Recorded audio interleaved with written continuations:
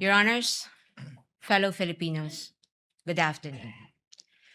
As we begin today the impeachment trial of the Vice President, and in the days ahead, this court will undertake its constitutional task of receiving and weighing the parties' evidence, and ultimately to decide whether these pieces of evidence justify either a judgment of conviction or acquittal, guided only by its members' conscience and their solemn oath to do impartial justice. The present undertaking of this court, therefore, not only carries the weight of the Constitution, but also the imprint of our nation's history, because the Filipino people have shown that they never forget. We, as a nation, never forget. But why is the act of remembering important? What does it matter to our history and to ordinary Filipinos?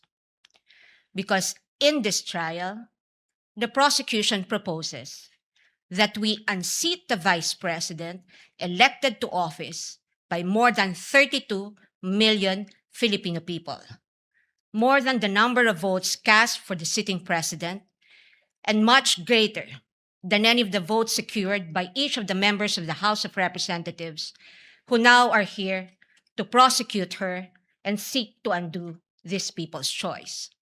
Sa makatwid, ang malinaw na layunin sa likod ng mga paratang na ito ay ang pagpapatalsik sa isang vice-presidenteng inihalal ng mahigit 32 milyong Pilipino at bunga ng kanilang malayang pagpapasya. Whatever one's political persuasion is, the reality is that the prosecution now comes before this court to remove a vice president chosen by an overwhelming number of the electorate. You all have heard the prosecution say repeatedly that this is because they seek accountability, that the people have a right to hold their leaders accountable. This is not a matter of debate. Indeed, the people have a right to demand accountability from their leaders. What we have yet to hear from the prosecution, however, is this. When the Constitution declared under Section 1, Article 11, that public office is a public trust and that public officers and employees must at all times be accountable to the people, serve them with utmost responsibility, integrity, loyalty, and efficiency, act with patriotism and justice, and lead modest lives, the Constitution does not only speak to the Vice President. It also demands the same standards from the prosecutors.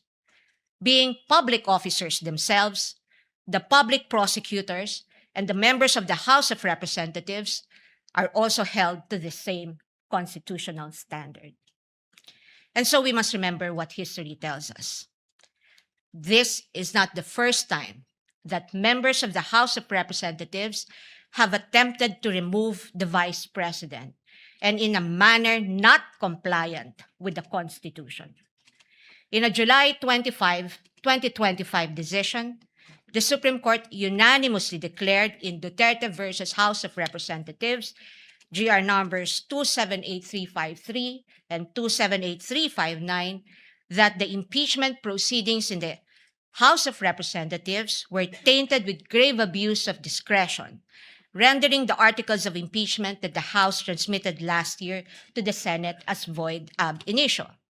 Early this year, the Supreme Court unanimously denied with finality the House of Representatives' motion for reconsideration of that decision, with a reminder that while impeachment is a powerful democratic process to call out corruption and grave abuse, impeachment can be abused, and that impeachment should never be abused to maintain the hegemonic dominance of greed by shaming those who occupy high government positions into preventing them from doing what they were sworn to do. But perhaps the most enduring reminder of the Supreme Court that we must not forget in the entire course of this trial is that, in the words of the court, the rule of law that does justice is our lodestar. and that justice includes accountability. Justice includes fairness. Without fairness, there is abuse. This fairness is what our democracy is all about.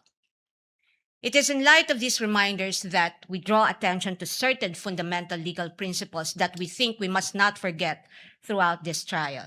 Mga batayang prinsipyo na dapat nating tandaan sa buong panahon ng paglilitis na ito, anuman ang ating kulay o politika. If we are to be true and honest to our proclaimed values, such as the pursuit of accountability, justice, and integrity in our system of government, then we must remain possessed of an unyielding resolve to ensure that the trial and judgment in this case are done in accordance with the command of the Constitution, the majesty of the law, and the discipline required by the rules. Otherwise, those who stand in sanctimonious judgment of the Vice President will send a clear message that the law can be bent when it suits the convenience of the powerful, and that justice can be sacrificed at the altar of partisan interests. Mahalagang tandaan ang mahigpit na paalala ng ating Korte Suprema. Impeachment is not a purely political proceeding. It is primarily a legal, political, and constitutional mechanism. Ibig sabihin, kailangang naayon sa batas at konstitusyon ang anumang proseso nito. According to the Constitution, it is the Senate that shall have the sole power to try and decide all cases of impeachment. This power is not shared. The Constitution gives no other body, department, tribunal, agency, or a mere committee of any of these institutions the power to try an impeachment case. The House merely initiates, the Senate tries. Yet, we have seen the Committee on Justice conduct what its chairperson, the lead prosecutor in this case, described as a mini trial, which, as we all had witnessed, became a vast fishing expedition of alleged evidence that were not even part of the impeachment complaints under its consideration and which the respondent accused was made to answer. In that mini trial, we saw how the purported pieces of evidence were curated to construct a narrative against the Vice President even before this case reaches trial. The articles of impeachment presented before this court as an exercise of the House's power to initiate impeachment cases are therefore, in sober truth, the product of an impermissible intrusion of clear constitutional boundaries. Over the course of the impeachment trial, the prosecution will attempt to convince this court and the court of public opinion that the allegations in the articles of impeachment are supported by materials they obtained during their mini trial and that evidence exists to sustain a judgment of conviction. They will claim that the notices of suspension and disallowance issued by the COA and the COA decision denying the Vice President's appeal of that disallowance support their accusations, with the release of that decision by the COA conveniently timed and coinciding with the committee hearings. They will claim that the certifications of the PSA confirm their allegation that recipients of the confidential funds do not exist, even though they listed one Mary Grace Piatos in their pre-trial brief as among their witnesses, or that the liquidation of the confidential funds in a span of 11 days was allegedly swift as to invite suspicion. The prosecution will assert that the supposed NBI findings of similar signatures across a number of acknowledgement receipts submitted to the COA are supportive of their conclusion that the disbursements of the confidential funds were irregular. What the prosecution avoided informing the public so far are these: that it was the then Secretary of the Department of Budget and Management, Amena Pangandaman, who issued a memorandum for the President through Executive Secretary Lucas Bersamin on October 18, 2022, recommending the approval of the Office of the Vice President's request for confidential funds.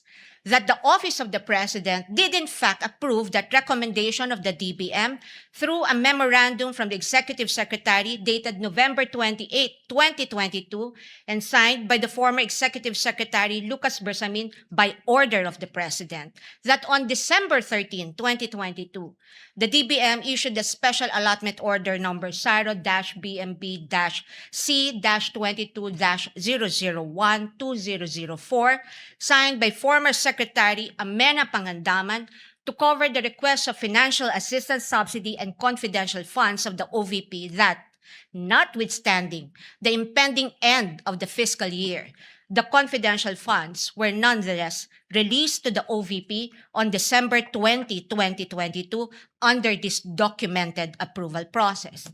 That the COA decision is far from being final, that there is a pending motion for reconsideration of that decision that, assuming arguendo, the COA denies that MR today, or while this trial is ongoing, as could plausibly happen under the circumstances, the respondent accused still has legal remedies available under the law and rules and can file a petition to question the validity of any forthcoming resolution of the COA on the MR under Rule 64 via petition for certiorari under Rule 65 of the Rules of Court, and more importantly, that nothing in the notice of disallowance or COA decision states any findings of supposed misuse of confidential funds as confirmed by Attorney Gloria Camora when she was asked on this point during the committee hearing on April 14, 2026.